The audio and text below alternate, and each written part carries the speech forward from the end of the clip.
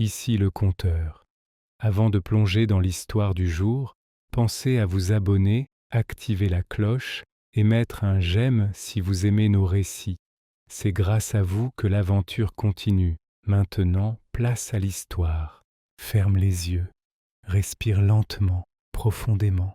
Laisse le poids de ta journée s'effacer peu à peu, comme une brume qui se dissipe dans l'air du soir. Tu es ici dans le calme, bercé par une voix qui va t'accompagner, pas à pas, vers le sommeil et vers une autre époque. Ce soir, je t'invite à un voyage singulier, un moment oublié de l'histoire, où même la figure la plus sacrée du monde chrétien, le pape de Rome, fut arraché à sa cité éternelle et conduit en captivité par l'homme le plus puissant d'Europe, Napoléon Bonaparte. Nous sommes au tout début du XIXe siècle. L'Europe entière semble agenouillée devant l'empereur français. Ses armées franchissent montagnes et fleuves, ses aigles flottent sur les palais de Vienne, de Madrid et de Berlin.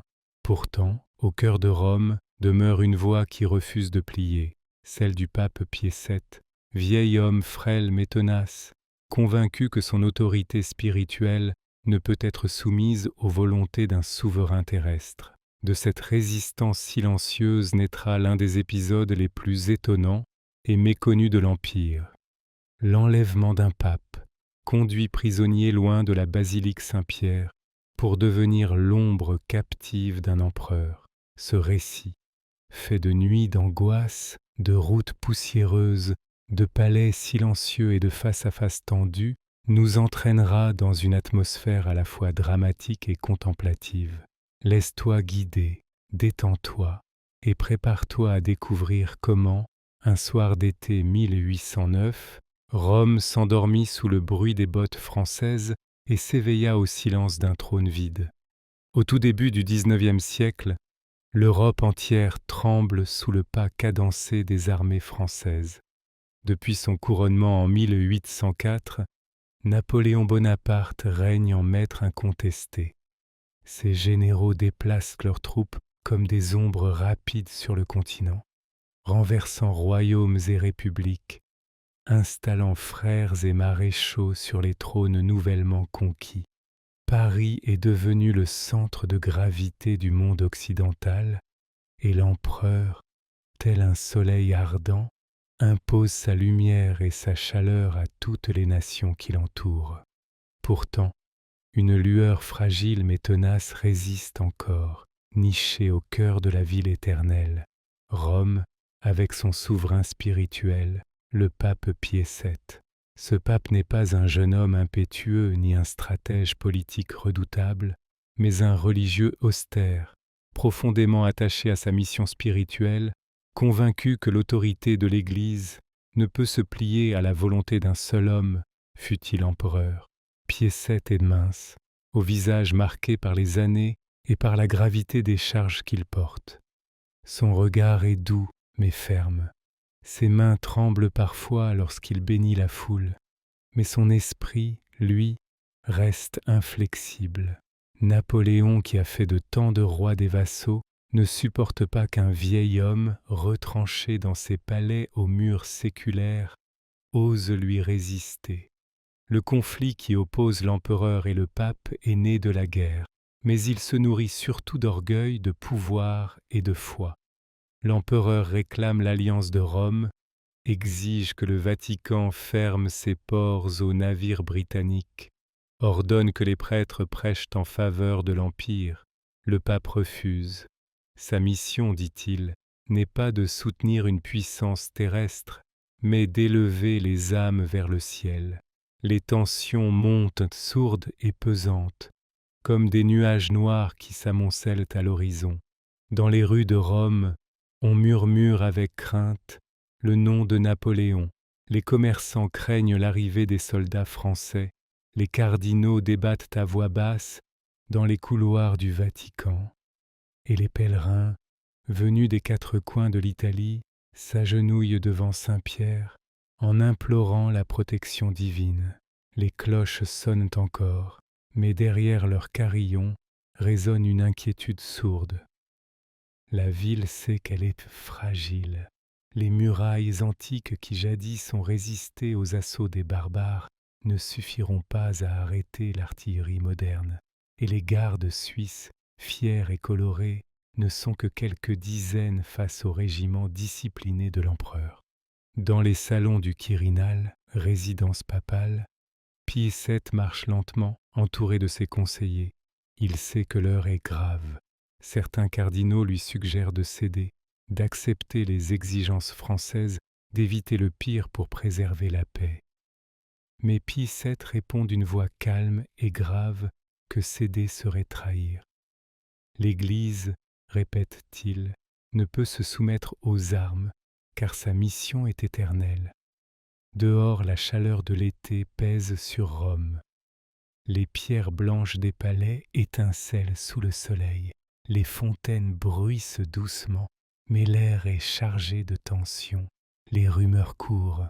On dit que les troupes de Napoléon avancent, qu'elles franchissent les Apennins, qu'elles se rapprochent.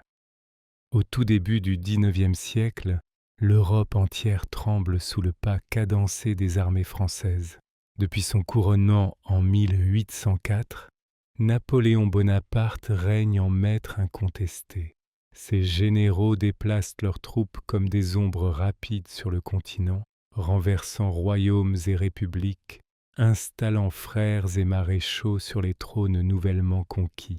Paris est devenu le centre de gravité du monde occidental, et l'empereur, tel un soleil ardent, impose sa lumière et sa chaleur à toutes les nations qui l'entourent. Pourtant, une lueur fragile mais tenace résiste encore, nichée au cœur de la ville éternelle, Rome, avec son souverain spirituel, le pape Pie VII. Ce pape n'est pas un jeune homme impétueux ni un stratège politique redoutable, mais un religieux austère, profondément attaché à sa mission spirituelle, convaincu que l'autorité de l'Église ne peut se plier à la volonté d'un seul homme, fût-il empereur. Pie VII est mince, au visage marqué par les années et par la gravité des charges qu'il porte. Son regard est doux, mais ferme. Ses mains tremblent parfois lorsqu'il bénit la foule, mais son esprit, lui, reste inflexible. Napoléon, qui a fait de tant de rois des vassaux, ne supporte pas qu'un vieil homme, retranché dans ses palais aux murs séculaires, ose lui résister. Le conflit qui oppose l'empereur et le pape est né de la guerre, mais il se nourrit surtout d'orgueil, de pouvoir et de foi. L'empereur réclame l'alliance de Rome, exige que le Vatican ferme ses ports aux navires britanniques, ordonne que les prêtres prêchent en faveur de l'Empire. Le pape refuse. Sa mission, dit-il, n'est pas de soutenir une puissance terrestre, mais d'élever les âmes vers le ciel. Les tensions montent sourdes et pesantes, comme des nuages noirs qui s'amoncellent à l'horizon. Dans les rues de Rome, on murmure avec crainte le nom de Napoléon. Les commerçants craignent l'arrivée des soldats français, les cardinaux débattent à voix basse dans les couloirs du Vatican, et les pèlerins, venus des quatre coins de l'Italie, s'agenouillent devant Saint-Pierre en implorant la protection divine. Les cloches sonnent encore, mais derrière leurs carillons résonne une inquiétude sourde. La ville sait qu'elle est fragile. Les murailles antiques qui jadis ont résisté aux assauts des barbares ne suffiront pas à arrêter l'artillerie moderne, et les gardes suisses, fiers et colorés, ne sont que quelques dizaines face au régiment discipliné de l'empereur. Dans les salons du Quirinal, résidence papale, Pie VII marche lentement, entouré de ses conseillers. Il sait que l'heure est grave. Certains cardinaux lui suggèrent de céder, d'accepter les exigences françaises, d'éviter le pire pour préserver la paix. Mais Pie VII répond d'une voix calme et grave que céder serait trahir. L'Église, répète-t-il, ne peut se soumettre aux armes, car sa mission est éternelle. Dehors, la chaleur de l'été pèse sur Rome. Les pierres blanches des palais étincellent sous le soleil, les fontaines bruissent doucement, mais l'air est chargé de tension. Les rumeurs courent. On dit que les troupes de Napoléon avancent, qu'elles franchissent les Apennins, qu'elles se rapprochent. La chaleur pesante de l'été romain s'était peu à peu assoupie dans l'air de cette nuit de juillet 1809. Dans le palais du Quirinal, résidence papale depuis plusieurs siècles, les couloirs étaient plongés dans une pénombre rassurante, seulement troublés par la lueur vacillante des lampes à huile. Les domestiques avaient éteint les dernières bougies, les cardinaux s'étaient retirés, et Rome semblait respirer lentement sous le ciel étoilé. Au loin, l'on entendait parfois les aboiements de chiens errants ou le roulement discret d'une charrette sur les pavés antiques. Le pape Pie VII, vêtu de sa simple soutane blanche, se reposait dans ses appartements, entouré de quelques fidèles compagnons. Son visage, marqué par l'âge, restait calme, presque serein, bien qu'au fond de lui il pressentit que cette nuit ne serait pas comme les autres. Depuis des semaines, les tensions n'avaient cessé de croître. Les courriers venus de Paris, pleins de menaces à peine voilées, les rumeurs insistantes de mouvements de troupes et les regards inquiets de ses cardinaux annonçaient une tempête imminente. Le pape avait prié longuement ce soir-là, agenouillé devant le crucifix. Il avait murmuré des paroles de confiance, suppliant que sa faiblesse humaine devienne force spirituelle. Car il savait que bientôt les soldats de Napoléon franchiraient les murs du palais. Aux abords du Quirinal, des pas lourds résonnaient déjà dans l'obscurité. Des détachements français, disciplinés et silencieux, avançaient dans les ruelles étroites qui menaient au palais. Leurs uniformes bleu sombre se confondaient avec la nuit, leurs baïonnettes luisaient faiblement sous la lune. Les habitants des maisons voisines, éveillés par le bruit, osaient à peine écarter les volets pour apercevoir cette procession menaçante. Ils se signaient à la hâte, chuchotant des prières pour le Saint-Père. Certains pleuraient en silence, comprenant que l'heure était venue. Les gardes suisses et quelques soldats pontificaux, fidèles mais trop peu nombreux, se tenaient en faction aux portes du Quirinal. Ils savaient qu'ils n'avaient aucune chance de résister à une armée entière, mais ils se tenaient droits, leurs hallebardes serrées entre leurs mains, comme pour honorer une tradition séculaire de courage et de fidélité. Lorsque les premiers officiers français exigèrent l'ouverture des portes, un silence pesant s'installa, puis les grilles s'ouvrirent, non pas par lâcheté, mais parce qu'aucun sang ne devait couler cette nuit-là. Les Français pénétrèrent dans la cour, leurs bottes résonnant durement sur les dalles. À l'intérieur, les couloirs s'emplirent de murmures étouffés, de pas rapides, de portes qui s'entr'ouvraient et se refermaient aussitôt. Le bruit approchait implacable, comme une vague qui monte. Dans la chambre du pape, un secrétaire entra précipitamment, le souffle court, pour prévenir que les soldats étaient déjà dans le palais. Pie VII leva doucement la tête. Son visage ne trahit ni colère ni peur. Il se leva avec lenteur, appuyé sur sa crosse, et répondit simplement qu'il était prêt. Bientôt la porte s'ouvrit. Dans l'encadrement apparurent plusieurs officiers français, suivis de soldats qui envahirent la pièce. Le contraste était saisissant. D'un côté, un vieillard en blanc, frêle, priant en silence.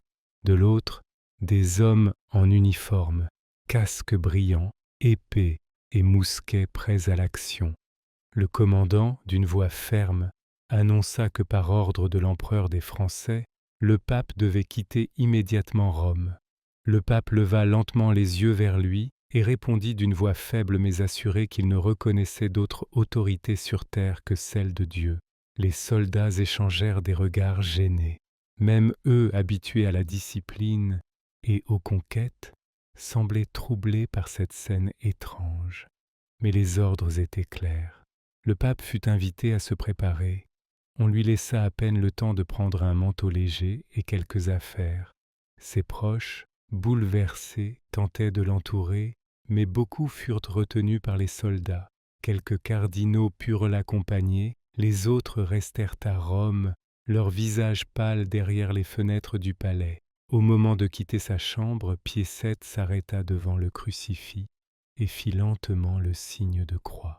Puis il se tourna vers les officiers et dit avec une douceur désarmante qu'il priait pour eux et pour leur empereur.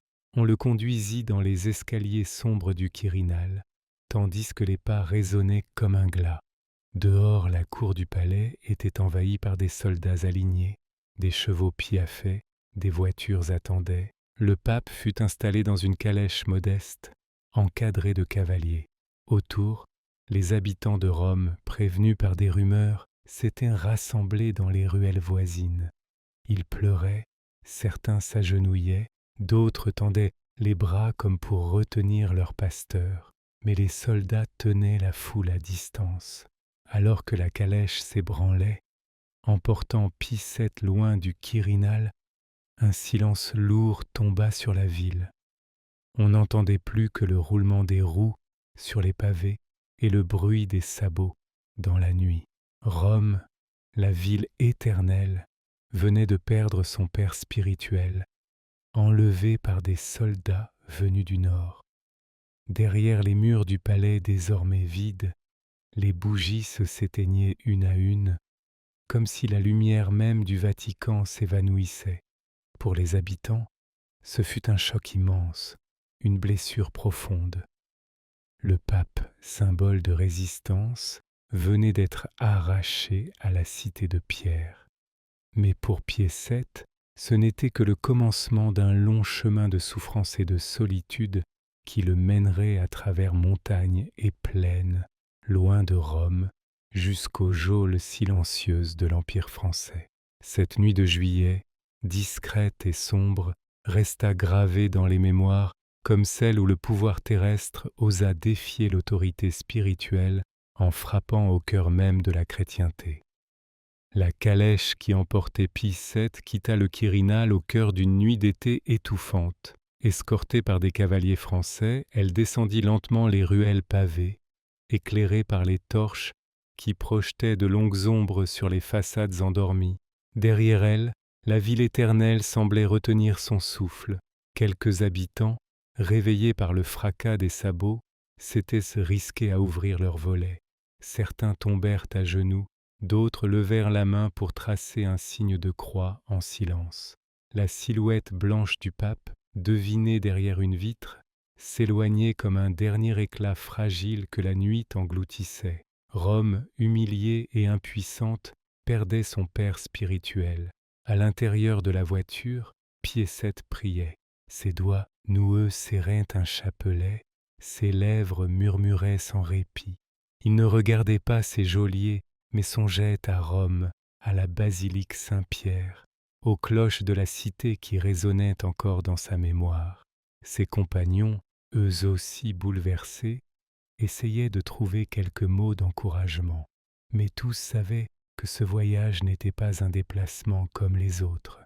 C'était un exil, un long chemin imposé par l'empereur pour l'arracher à son peuple et briser son autorité.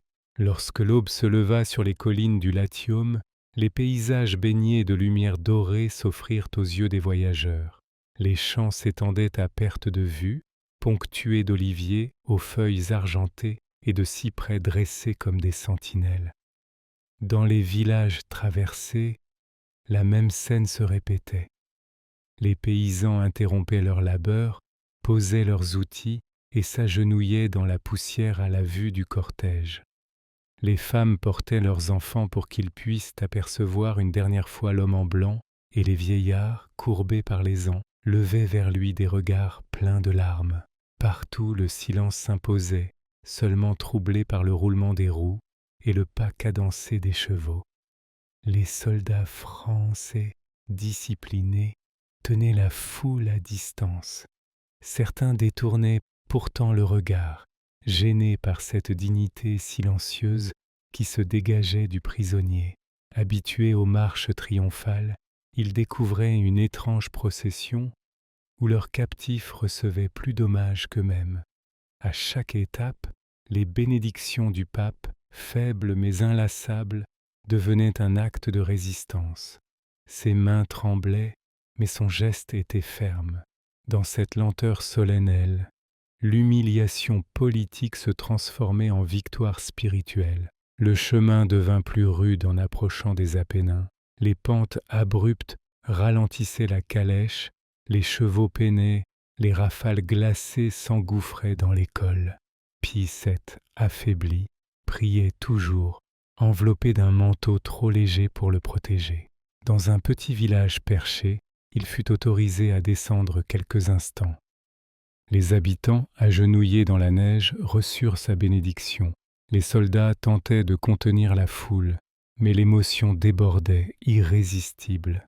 Cette scène humble et fragile resta gravée dans les mémoires comme une lueur au milieu des souffrances de l'exil.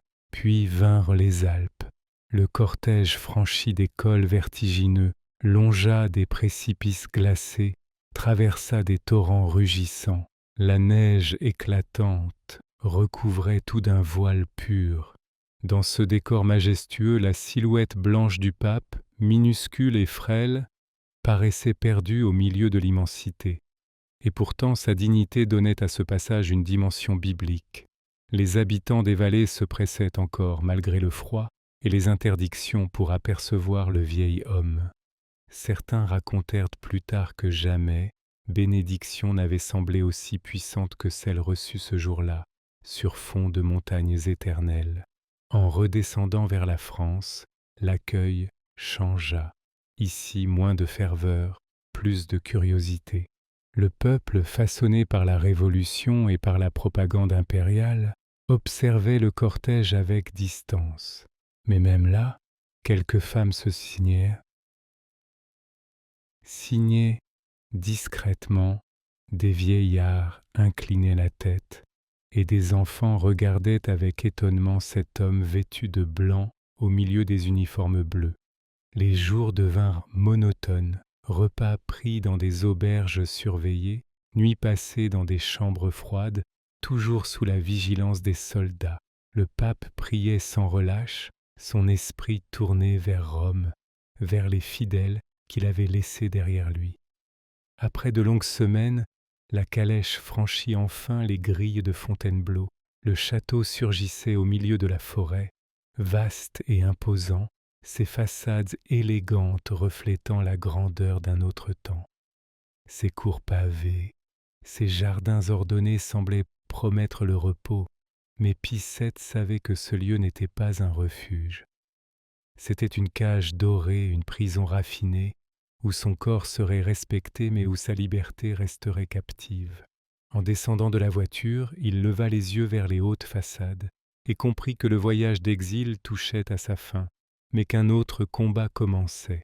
Rome était loin désormais, et devant lui s'ouvrait une captivité plus insidieuse, faite de solitude, de prière et de face-à-face inévitable avec l'empereur des Français. Le château de Fontainebleau, vaste demeure royale transformée en résidence impériale, s'élevait au milieu de la forêt comme un écrin silencieux. Ses façades élégantes, ses cours pavées, ses jardins ordonnés semblaient offrir un refuge de prestige. Mais pour Pie VII, ce lieu devint une prison raffinée, une cage dorée dont il ne pouvait franchir les grilles. Lorsque la calèche franchit les portes monumentales, escorté par des soldats en uniforme, le pape sentit dans son cœur se refermer une nouvelle épreuve. Derrière les fenêtres aux volets tirés, quelques habitants avaient aperçu son arrivée. Certains se signèrent discrètement, d'autres restèrent immobiles, témoins d'un spectacle étrange. Le successeur de Pierre, conduit prisonnier dans un palais français. Les appartements qui lui furent attribués n'avaient rien de sordide. De vastes pièces richement décorées, des tentures, des meubles précieux, des plafonds peints, mais ce luxe imposé n'avait rien d'un réconfort, car chaque porte était surveillée, chaque sortie limitée, chaque visite contrôlée. Le pape n'était pas libre. Jour après jour, il errait dans ces salles immenses, ses pas résonnant sur le parquet ciré, ses mains effleurant les tapisseries anciennes. Les miroirs dorés reflétaient sa silhouette frêle en soutane blanche, un contraste saisissant entre la fragilité de son corps et la majesté figée de ses murs. La solitude pesait lourdement. Ses cardinaux les plus fidèles avaient été écartés, ses secrétaires réduits au silence. On lui accordait parfois la visite de quelques religieux, mais toujours sous l'œil attentif des officiers français. Les conversations étaient brèves, surveillées, jamais totalement libres. Dans cette atmosphère de contraintes polies, Pie VII se replia sur la prière. Chaque matin, il célébrait la messe dans une petite chapelle aménagée pour lui, parfois seul, parfois avec 2 ou 3 compagnons. Sa voix, faible mais claire, montait sous les voûtes, résonnant comme une résistance discrète. Car si on pouvait l'isoler, on ne pouvait lui retirer sa mission. Les habitants du château, serviteurs, gardes, employés, furent vite marqués par son attitude. Beaucoup, impressionnés par sa douceur et sa patience, se prenaient d'un respect silencieux pour ce vieillard enfermé. Certains racontèrent plus tard qu'il ne se plaignait jamais, qu'il saluait chacun avec bienveillance, qu'il priait pour ses geôliers autant que pour ses fidèles. Mais derrière cette apparente sérénité, le pape souffrait. Le poids de l'éloignement, l'absence de nouvelles de Rome, la certitude que l'empereur voulait briser sa volonté le rongeait. Napoléon, en effet, n'avait pas enfermé le pape par simple vengeance. Il voulait obtenir de lui une soumission officielle, un accord qui légitimerait son pouvoir sur l'Église et mettrait fin à toute opposition spirituelle. De Paris, des émissaires venaient régulièrement presser le pape de signer des documents. Ils lui parlaient d'alliance, d'ordre, de paix. Mais Pie VII, même affaibli, refusait. Ses réponses restaient calmes mais fermes. Il ne pouvait céder ce que sa conscience lui interdisait. Les mois passèrent, monotones et pesants. L'hiver recouvrit la forêt de Fontainebleau d'un voile de givre. Derrière les fenêtres, le pape observait parfois les cavaliers traversant les allées, les chasseurs suivant leurs chiens, les courtisans se rendant aux appartements de l'empereur. Toute une vie animée se déroulait autour de lui, mais il en était exclu. Le temps semblait se figer, comme si chaque journée répétait la précédente. Les rares lettres qu'il parvenait à envoyer étaient lues et censurées. Ses prières devenaient son unique liberté. Parfois, au cœur de la nuit, il se levait pour marcher dans ses appartements, son chapelet entre les doigts. Le silence épais du château l'enveloppait, interrompu seulement par le craquement d'un feu dans l'âtre ou par les pas lointains d'une sentinelle. Dans ces heures solitaires, Pie VII confiait à Dieu ses doutes, ses souffrances, mais aussi sa détermination à ne pas fléchir, car il savait que chaque jour d'attente, chaque refus répété, était une victoire silencieuse. Napoléon, impatient, s'irritait de cette résistance. Lui qui avait plié roi et empereur, qui avait imposé ses lois à tant de nations, se heurtait à un vieil homme fragile enfermé dans un palais. Et pourtant ce vieil homme tenait bon. À Fontainebleau, cette lutte invisible prit la forme d'un duel silencieux, un combat d'endurance entre la volonté de l'empereur et la foi du pape. Plus les mois s'écoulaient, plus Napoléon mesurait que sa force militaire ne suffisait pas. Il faudrait un face-à-face, un choc direct pour tenter de briser la résistance. Mais pour l'instant, Pie VII restait seul dans ses appartements, prisonnier mais invaincu. Chaque jour, il célébrait sa messe, priait pour Rome, priait même pour son geôlier.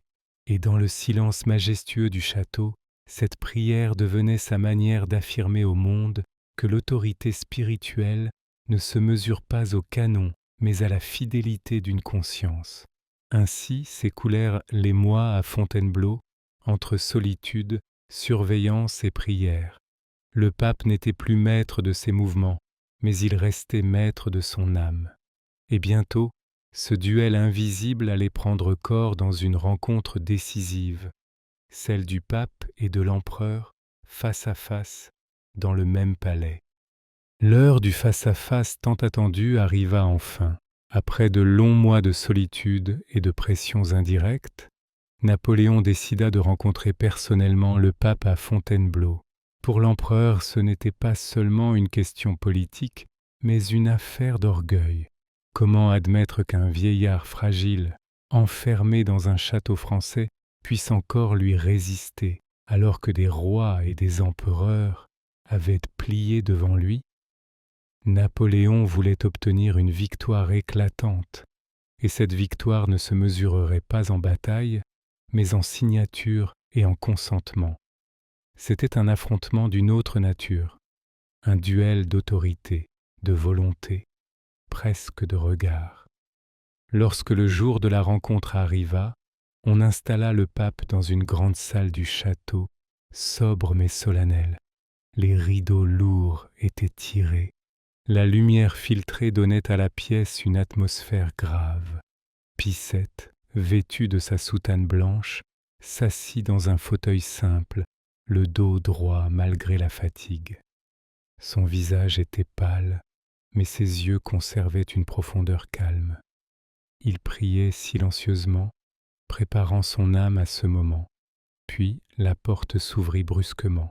Napoléon entra, vêtu de son uniforme sombre, le manteau jeté sur l'épaule, la main derrière le dos dans son attitude habituelle. Sa démarche était rapide, ses gestes précis, son regard perçant. Il s'avança vers le pape avec cette énergie qui avait conquis des continents, mais en voyant la silhouette fragile assise devant lui, il ralentit légèrement.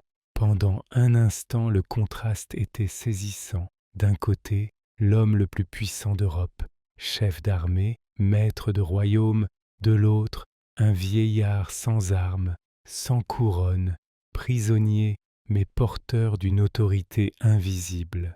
Le silence pesa quelques secondes avant que Napoléon ne parle d'une voix ferme, presque impatiente. Il reprocha au pape ses refus obstinés, son manque de collaboration, son entêtement qui, disait-il, mettait en péril l'ordre en Europe.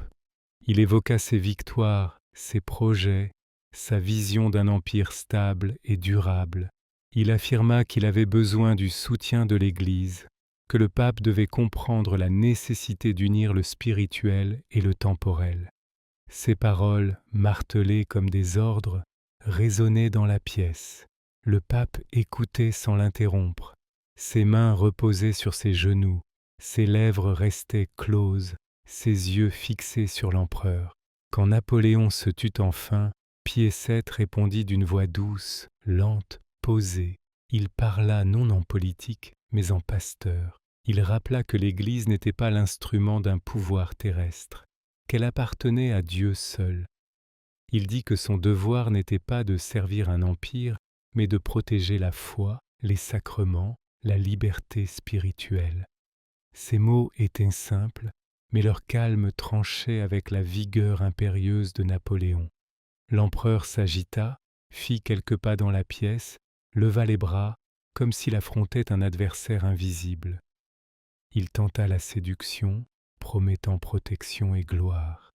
Il usa de menaces, évoquant l'isolement, la perte d'influence. Il tenta enfin la flatterie, rappelant au pape leur rencontre à Paris lors du sacre, quand Pie VII avait accepté de bénir son couronnement. Mais rien n'y fit. Le pape restait immobile, ses réponses toujours les mêmes. L'Église ne pouvait se vendre, la conscience ne pouvait se trahir. Ce duel silencieux dura des heures. Les témoins rapportèrent que Napoléon, d'ordinaire maître de ses entretiens, perdit patience à plusieurs reprises. Il élevait la voix, tapait du pied, se redressait de toute sa taille, mais chaque éclat venait se briser contre le calme désarmant du pape. À un moment épuisé, Napoléon s'assit en face de lui. Ils se regardèrent longuement, sans un mot. Ce silence devint peut-être le moment le plus fort. un échange muet entre deux puissances irréconciliables, l'une forgée dans le feu des batailles, l'autre ancrée dans la foi immuable. Finalement, sous la pression constante, Pie VII finit par céder partiellement. Dans un moment de lassitude, il accepta de signer un document, le Concordat de Fontainebleau, qui semblait donner raison à l'empereur. Mais dès les jours suivants, reprenant ses forces, le pape revint sur cette concession, déclarant qu'il avait signé sous contrainte et qu'il retirait son accord. Cette volte-face anéantit la victoire que Napoléon croyait acquise. L'empereur avait pensé briser la volonté d'un vieil homme. Il découvrit qu'on ne plie pas une conscience par la force.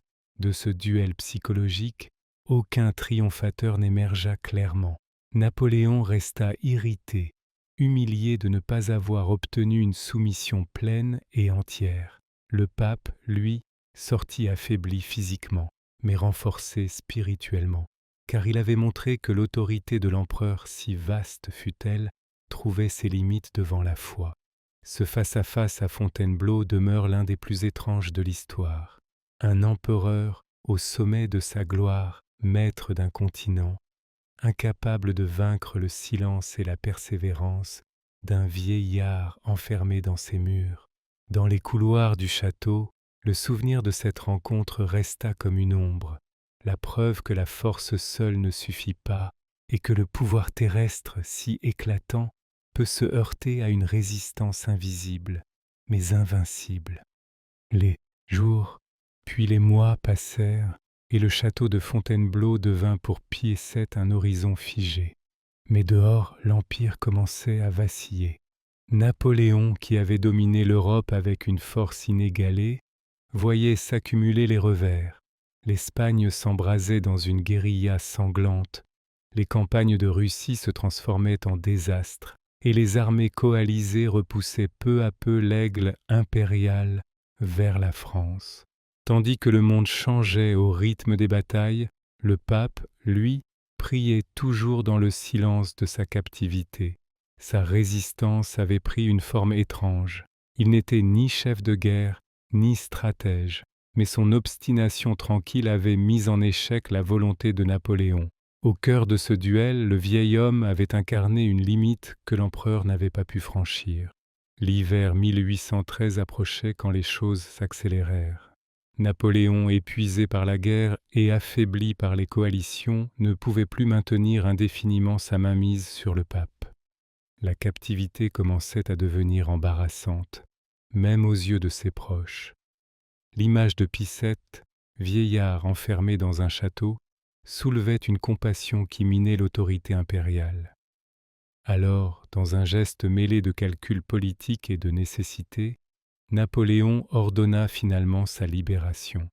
Au début de 1814, la calèche du pape reprit la route, mais cette fois sans chaînes invisibles, sans escorte menaçante.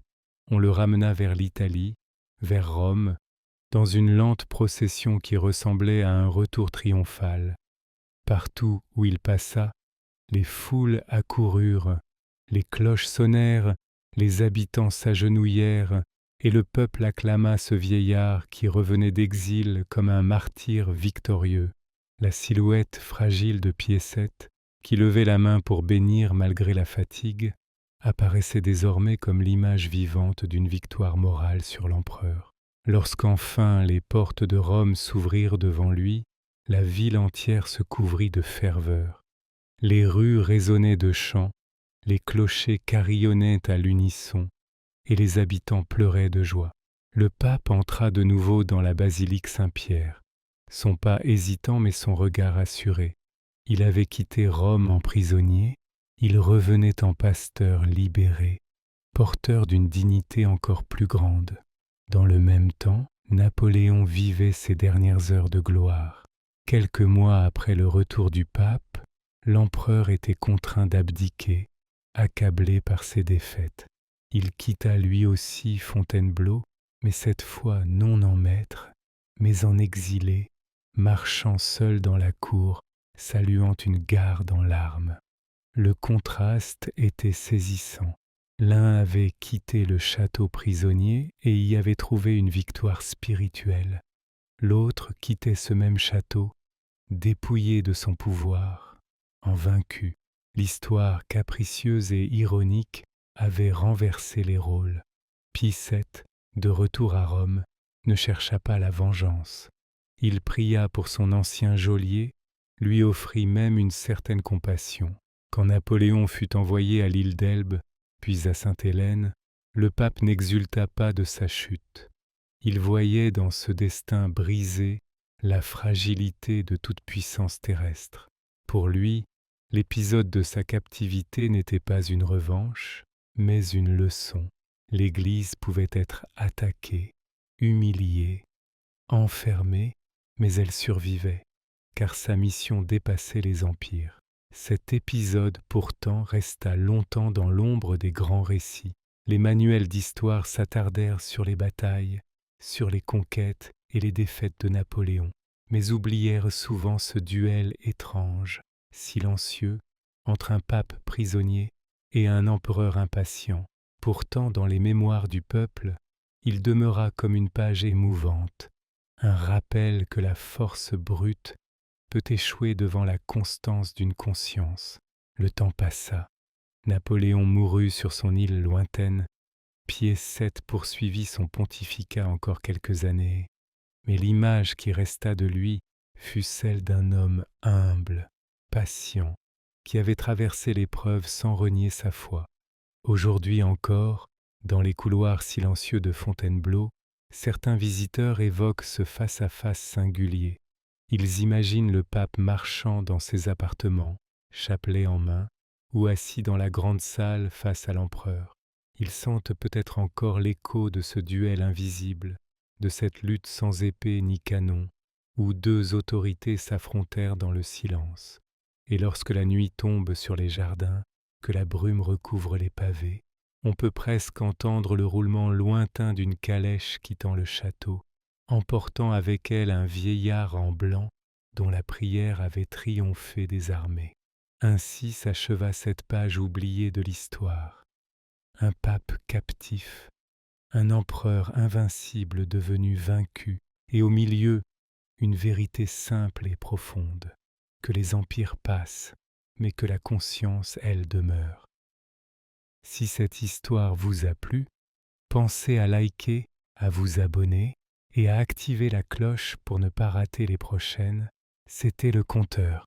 À bientôt pour de nouvelles histoires.